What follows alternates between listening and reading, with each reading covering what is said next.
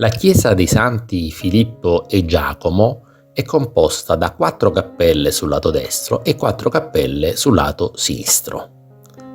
La prima cappella sul lato destro è definita Cappella del Crocifisso e del Console Antonio Pietro Leo.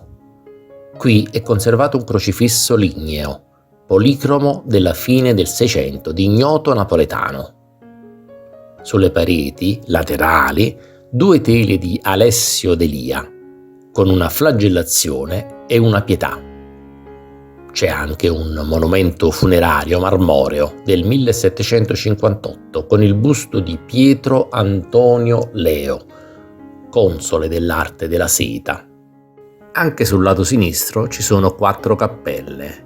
Nella prima si scorgono 3 tele di Francesco Lamarra con i santi Francesco di Sales, Nicola e Antonio e una statua in argento di San Biagio proveniente dalla vicina chiesa del Santo.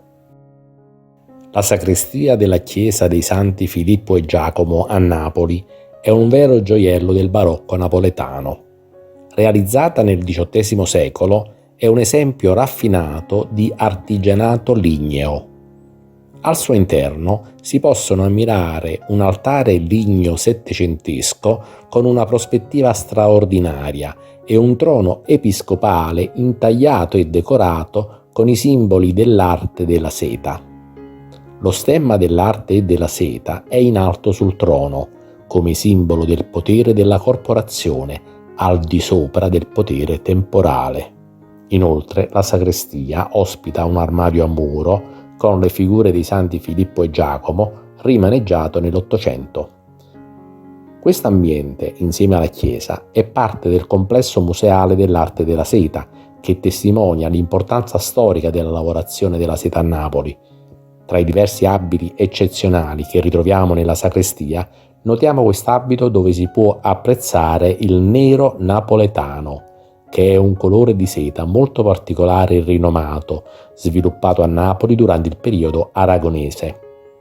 Questo colore si distingue per la sua intensità, brillantezza e resistenza ai lavaggi. Era molto richiesto, soprattutto per abiti del clero, toghe e vestiti da lutto. Il segreto del nero napoletano risiedeva nell'aggiunta di limatura di ferro durante il processo di tintura, che conferiva al tessuto una tonalità unica e duratura. Questo colore divenne così famoso che tintori da tutta Europa venivano a Napoli per imparare le tecniche di tintura.